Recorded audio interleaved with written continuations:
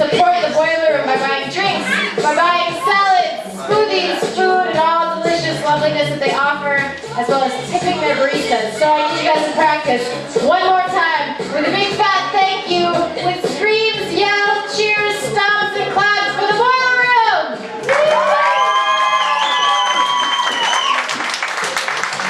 Vince and Charlotte, the owners. I also need you to give it up right now for Rosie, our door woman, who's been graciously collecting your donations, writing your names out on our mailing list, writing your names out on our sign-up list, getting the poet bios organized and in order. I need you guys to clap right now, one more time. This is practice. This is just practice. I'm going to put you on the spot for that first poet. Right now, you need to give it up for Rosie, our wonderful door woman.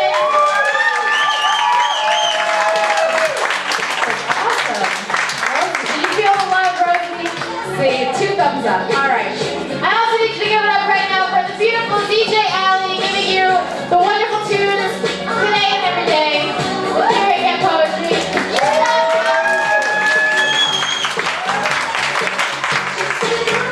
One more. I don't know where he is, so thank him later. All right.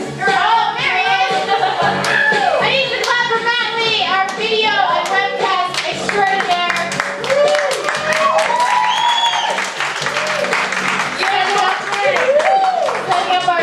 Every day and our YouTube playlist and all that loveliness. So, if you'd like to check out our videos after the show, you can go to our Get Poetry page. We have a Facebook page, and we also have a mailing list. If you're not on the mailing list, get yourself on the mailing list, write legibly, and you'll get all the links, and you can get the links to the videos that we have on YouTube, which is pretty awesome. So, let me go grab my list. Hang on a second.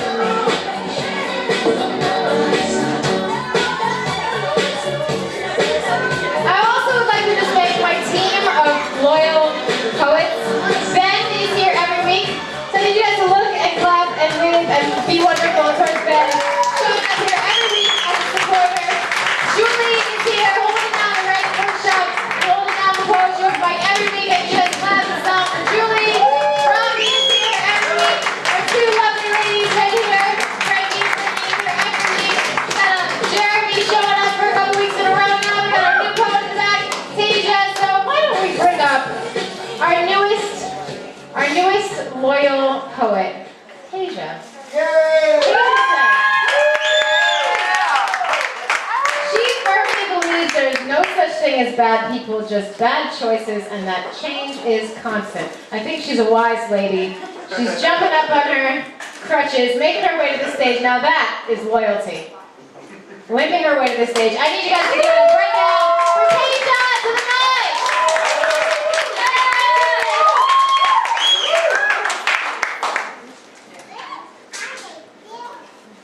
Thanks to my lovely assistant, my father.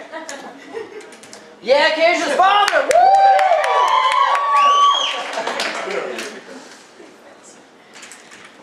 Hello, everybody. I told my friends I would read in a southern accent maybe today, but I thought about it for a little while and I thought, well, maybe I'll just talk like that for just a second.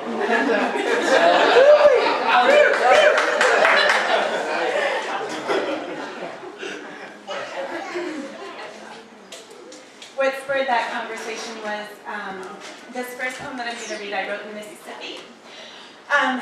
In my opinion, and I'm sorry for anybody that's from there, it's kind of a hole, and I was really depressed while I was down there, and I went to the local bookstore because the library didn't really have very open-minded literature.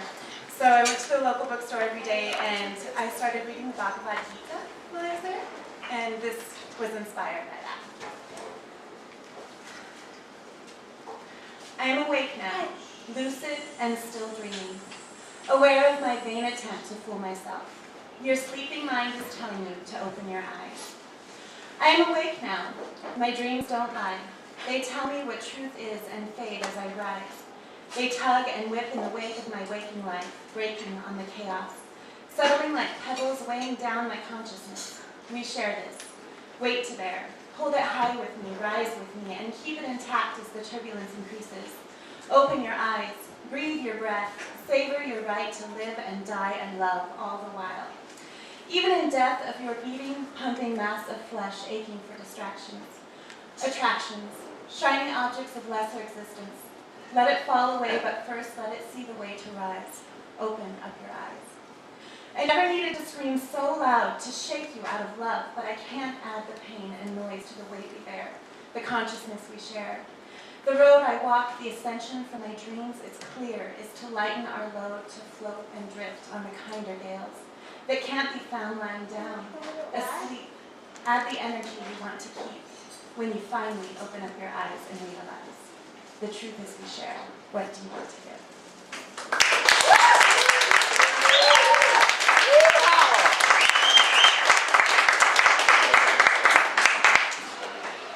So this next one is a love poem. Wait, that's another one. Alright, this one. Every which way gets wider. The amazement is not new.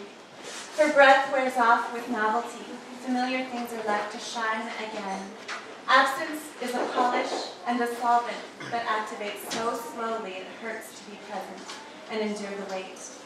Are you reading on a freight, like you said, or steeping into slumberous thoughts as your last word, your place mark, slips away? The next escape finds you, revisiting each sentence memory has misplaced in the last of lucid moments. Find peace in the wonder of the world's freshness, a pace unmatched by calculating thought, a pace that brought me my way. I had hoped for a lover from days gone by, but instead the knowing stars sent your forward eyes. For goodness sake, I wanted nothing more. You found my shore, my light, my sound. Since we are so akin to the stars, and they fall at our feet to ask, what is your pleasure? I answered, see him home safely, and from there, some fine day, back to see me. And I'll serve that dish that satisfied you so, and we'll stroll to the bench, through the strawberry patch, and deep inside the forest, we'll bathe our heavenly bodies and ripple the cosmos.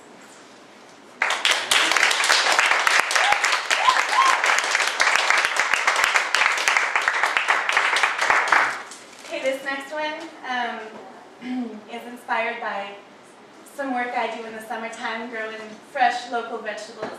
I highly recommend you support your local CSA friends. As I gently cradle my eyes in their lids of perfect size, reaching tentacles grow and splay, spreading in their earnest way. I'm sowing proof beneath my cuticles of my effort to uncover an underground attempt by these persevering organisms unaware of any contempt. Only acknowledging their inherent race to make time with the space where our plan and theirs interlace. I don't resent, only bless, how our life cycles are best, and that my fingers inch and squirm like the mud-adorned earthworm. They grasp with the greatest affection around the intruder in question. You will return, is what my heart sings, and with every natural ability the intended desperately clears. I am a worthy being, is what calls back. Yes, I agree. Worthy to join the rotting stack of misguided pilgrims. They will return, they're coming back. They'll be ready in a consistency of relative goo, a gourmet, time-tested primordial stew. That's called compost.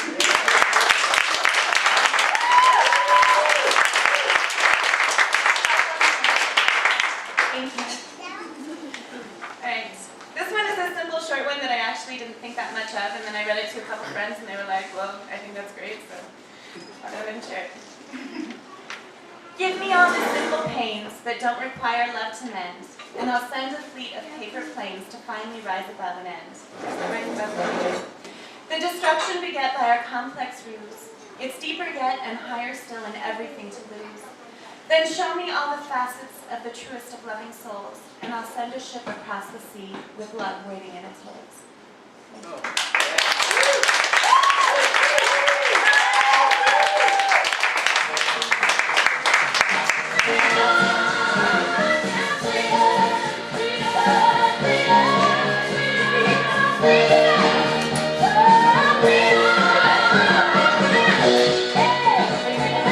I need you guys to give it up one more time for Tasia!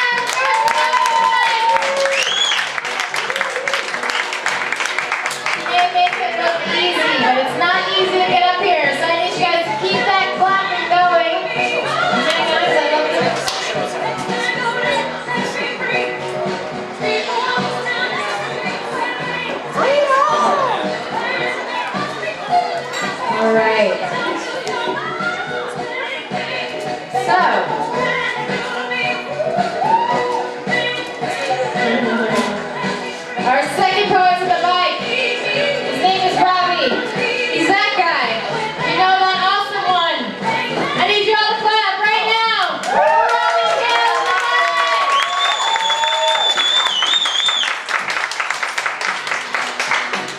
And now for something completely different.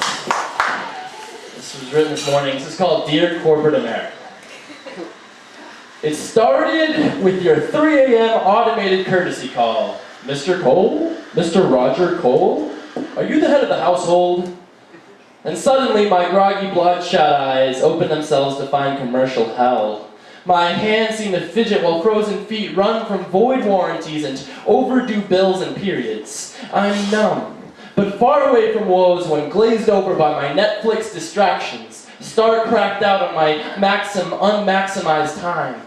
I'm grinding against a dollar that's begging to be kept separate from its developmentally delayed peso cousin, while straining to abstain from sex that sells in oatmeal commercials. I hate loving my unrequited love for a 16-cent McDollar sandwich, now for only $1.29, yet it still sells like a salty good deal.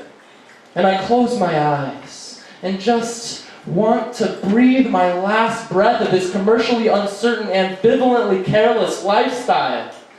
But freedom's never free, not even cheap.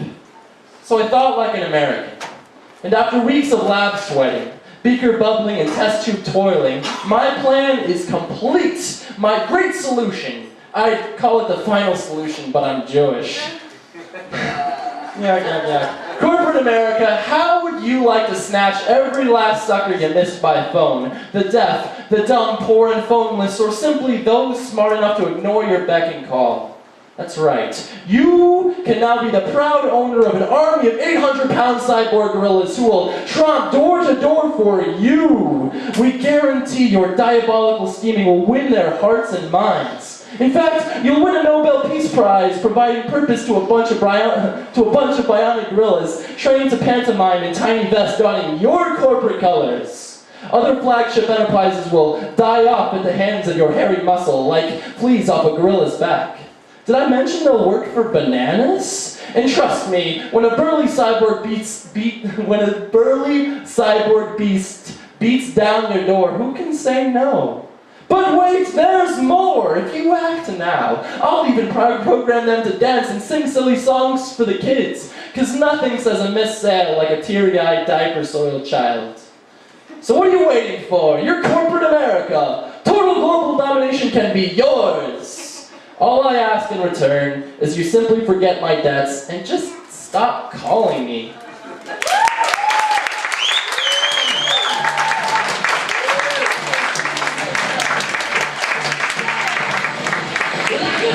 Keep it going for Robbie Kills! Can you make them stop calling me too? Can you make them stop calling me too? Oh my God. All of us? Gorillas. Alright, gorillas is the answer. Alright. So, just to let you know what your donation goes to, we've started a wonderful poetry workshop, which happens here every Sunday at 2 o'clock. And we've gone over things like extended metaphors and oxymorons and all kinds of wonderful poetic fun. So you should come at 2 o'clock every Sunday and write with us. Robbie was editing said poem just this afternoon. Do a little bit. Yay! So, come to the writing workshop. It's awesome. Also, the money is going to be saved to bring in features, poetry features through town. So there are people who actually, part of the living is that they travel saying poetry all over the country. And we want them to stop here. So your donations go to saving the money for that, as well as prizes for poets. On Valentine's Day, we had a Valentine's themed poem. We gave out some amazing, a Valentine's themed open mic. We gave out some amazing Valentine's prizes. And I don't know, Easter's coming up, isn't it? Maybe we'll do a theme. Oh, Robbie had an amazing idea. I'm going to say it now before I forget, because I totally forgot last week. At the end of the show, we're going to yell out themes. And then somehow we're going to pick one. And then we're all going to write about it. And then we're going to come back next week on the chosen theme, and it's going to be awesome. So remind me to do that at the end of the show. All right. I'll say more things later, but that's enough things for now. Next up to the mic. We practiced this, so I want you to give it everything you've got. For our next poet, my cubby friend. Oh, wait. I do have a bio. He says he's a geek IT extraordinaire. the Jamhole and Hotbox podcast. He is the Mr. Jamhole. I need you to give it up right now for Matt Lee to the mic.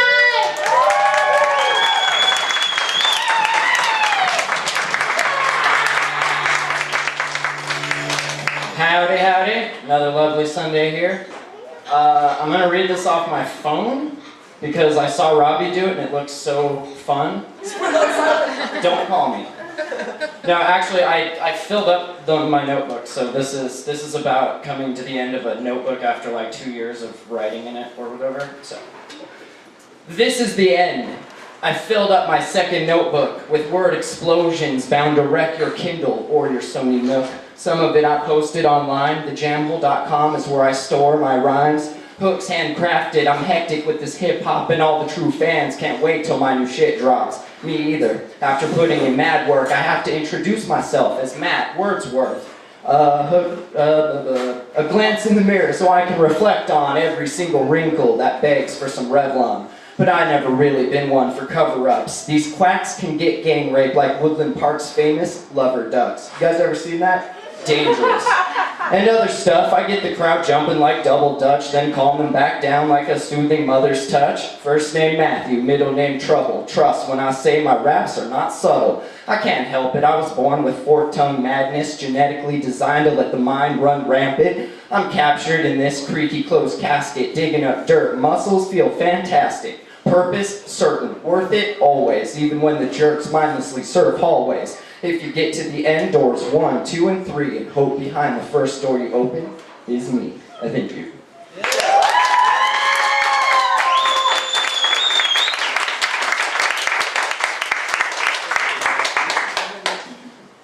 And these are just old. I know we got a lot of new people, so some of you maybe haven't heard it, and I can't keep writing new stuff every Sunday, so that's right. Thank you.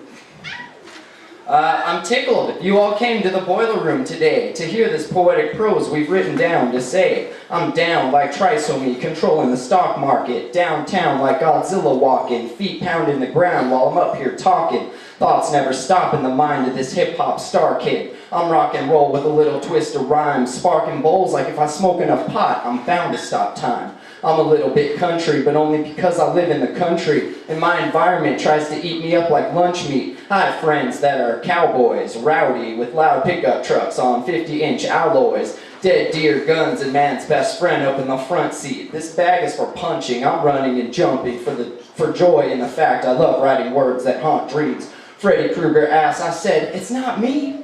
We shared a slice, then he tossed me a light, and back in the real world, people stopped being polite. It's hard to see when I start to speak. A part of me is dark and weak, can hardly start, let alone complete these lobotomies. Society guilty till proven free to maintain the high degree of proprietary sobriety. This higher level existence drains my persistence. Motivation wearing thin like a bulimic's wish list.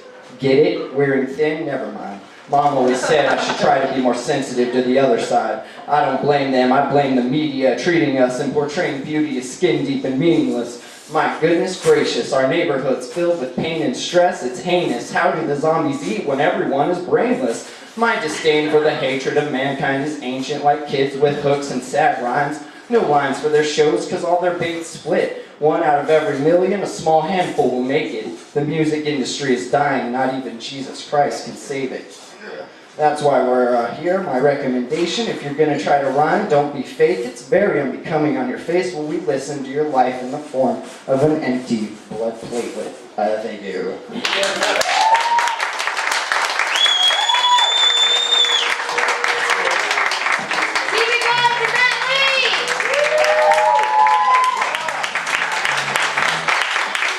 Gracing us with his poetic stylings. Alright. Are you ready? Because I got thrown a bio and you got slipped into an empty spot. Alright. Sally says she never knows what to say in these bios, but she has some stuff to read. I need you guys to give it up right now for Sally to the mic!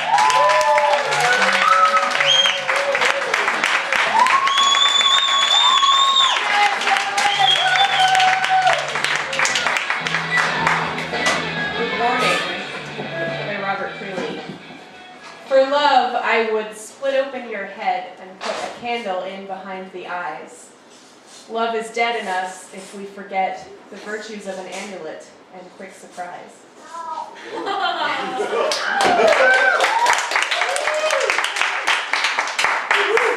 So today I brought a short story, but don't worry, it's only a page long, so it counts as a poem. It's a story by Dave Eggers, who people may have heard of. And I pretty much flipped out and read this to everyone I knew once I found it. It's called About the Man Who Began Flying After Meeting Her.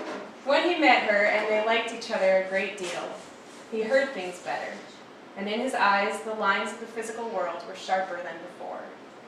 He was smarter, he was more aware, and he thought of new things to do with his days. He considered activities which before had been vaguely intriguing but which now seemed urgent, and which must, he thought, be done with his new companion. He wanted to fly in lightweight contraptions with her.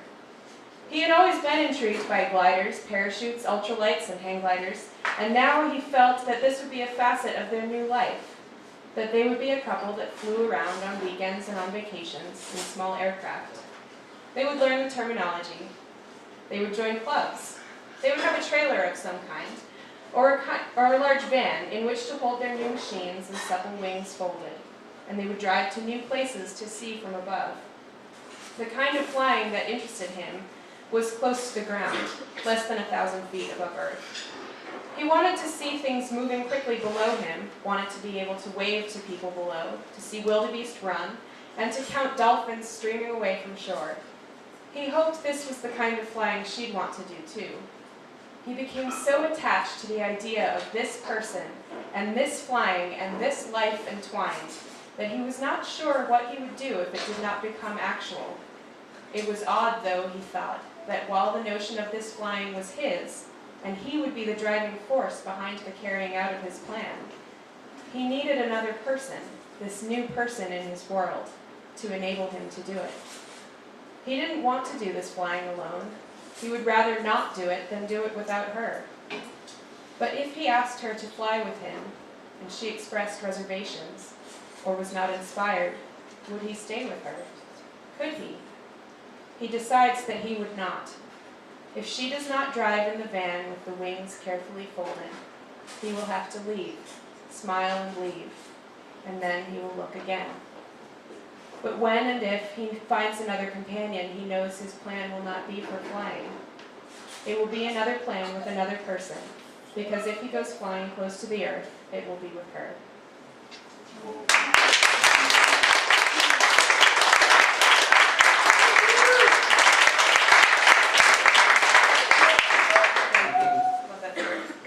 And one more, one of my own, called Reading. My crown is sunlight yellow, and my future children, I forgot it. My crown is sunlight yellow, and my future children are squirming to, I forgot it, this is crazy, I'm so sorry. To be released from the chakra of my midsection, there we go. I'll start over. Reading. My crown is sunlight yellow, and my future children are squirming to be released from the chakra of my midsection. Thank you.